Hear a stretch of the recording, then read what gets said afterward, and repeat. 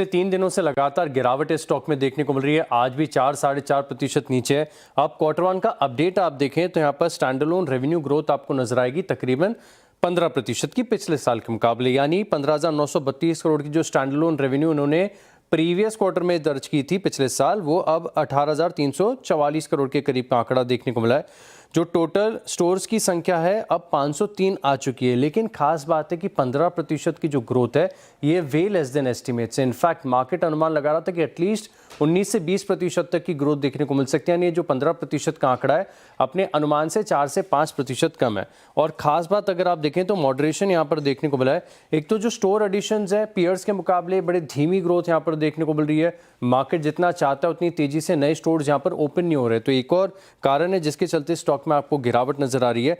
अब store editions की बात मैंने की और इसी के हिसाब से जो अभी तक आपके पास टोटल स्टोर्स हैं और रेवेन्यू जो निकल कर आई हैं, इससे एक और पैरामीटर आप कैलकुलेट करके देख सकते हैं कि रेवेन्यू पर स्क्वायर फीट कितनी आई है। वो पिछले साल के मुकाबले 3% घटी है। अच्छा, डीमार्ट में निराशा का एक और कारण यह कि आपको याद होगा बहुत अच्छी तरीके से कि प्रीवियस क्वार्टर यानी क्वार्टर 4 का अपडेट बहुत स्ट्रांग था, तब स्टॉक चला और अपडेट के सिमिलर तरीके से नतीजे आए थे, तभी भी स्टॉक में बहुत बड़ा मूव देखने को मिला।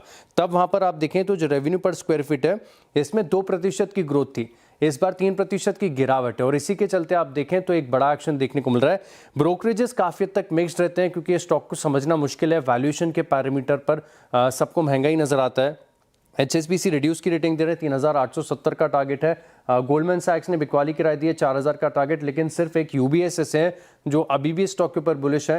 हालांकि कमेंट्री इनकी भी नेगेटिव है, लेकिन ये एक्यूमुलेट की रेटिंग दे रहे हैं 5,500 के टारगेट के लिए।